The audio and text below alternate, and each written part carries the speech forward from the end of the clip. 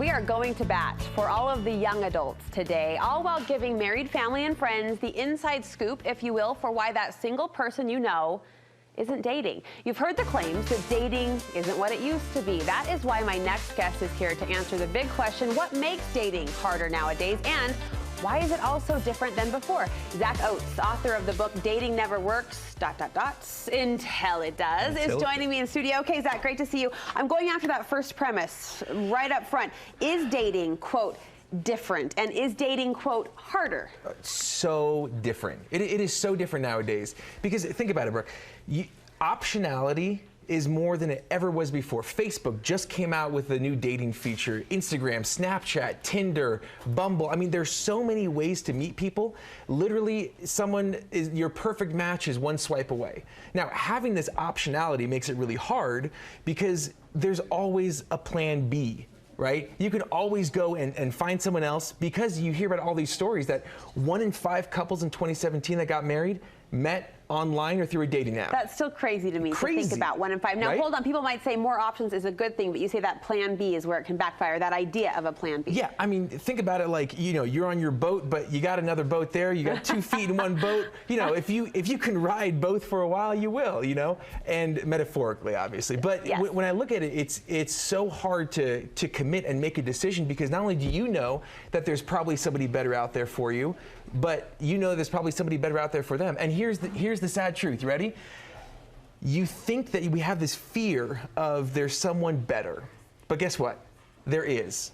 There will always be someone better. My wife, I guarantee you she could have found someone better than me. But what it came down to is that you choose your love and love your choice. I love that phrase. And that's like one of my favorite phrases when it comes to dating, is because so much of it is a choice. And so much about marriage even is it's about making that choice to stay in love, about making that choice to do things that bring you together. And it's really hard to make that commitment to one person when you know that there's literally billions out there that you could match with. So diving a little deeper into that optionality, and I don't want to disqualify that statistic, 1 in 5, that 1 in 5 relationships do start online, but as you look at all of the options, is there a reality check to be made out there, do you think, among single adults, that all of those options aren't really viable options, are they? No, I actually, here's the thing. So my parents, they were both dating someone.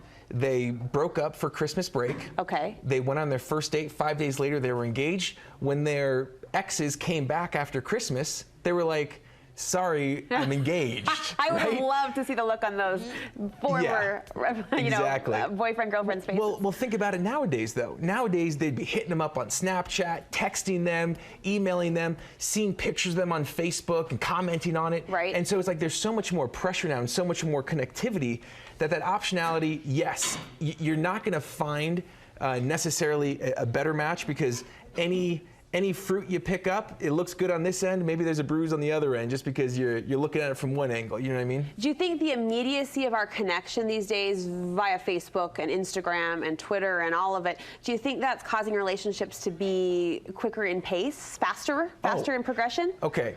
Now, don't judge me, okay? I never judge. Well, rarely. Okay, go.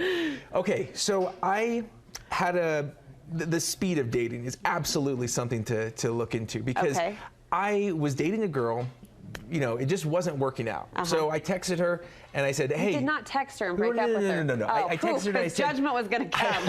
Okay. I said, hey, I know we weren't going to hang out tonight, but can you come over? So she comes over at 10 o'clock. We break up at 10:30. At 11 o'clock, I download Tinder. Zack. At 11:30, I am on a Tinder date that night.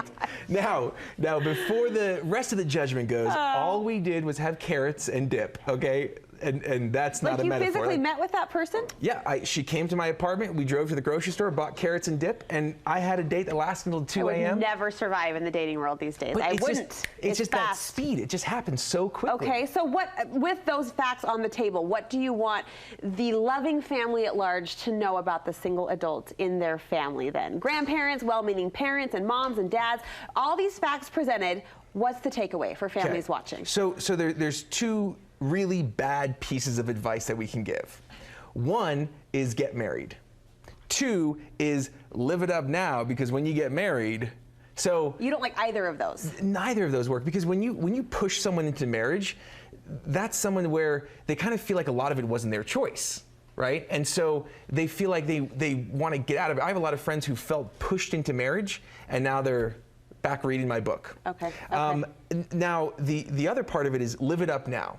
Now, I don't know if this is like human nature, Brooke, or what it is, but I feel like at every stage of my life, there's people saying, oh, you're having fun now, but just you wait until the next phase, because once you get a girlfriend, or once you get engaged, or once you get married, or have a kid, and now that I have a kid, everyone's saying, well, once you have 2 kids. But look, that's true. When I was single, I ran a business, went hot tubbing, and traveled a lot. Same thing when I'm married. Same thing with my baby. My baby has like 4 passport stamps, you know, for visas, and she's 8 months old. But it's just because it's about finding someone that you could live that adventure with and not feeling like you're pressured into it. Because there is good matches. There are good matches out there. There's happiness. There's positivity, and with marriage, why don't we just talk a little more about the good things? Like the other day, my wife and I woke up, and we made cinnamon rolls and ate them in bed, went on an 11-mile hike, and then at the end of the day, we had a movie and popcorn date. Perfect day. And so it was her, me, and my baby, and like, that was a day that could have rivaled any single day, but it's just because I chose someone who's happy and has the same perspective on the relationship that I do, that we choose to stay in love. And so in dating, it's really hard. So if you're single, give yourself a break. It's okay because nowadays, with the speed, with the optionality, it makes it really hard to date. And if you are married and you do have those, these single people in your life that you're wondering, like, what do I tell them? Right. Give them a break. Love it. I mean, it's a tough scene out there. It's hard, but you know what?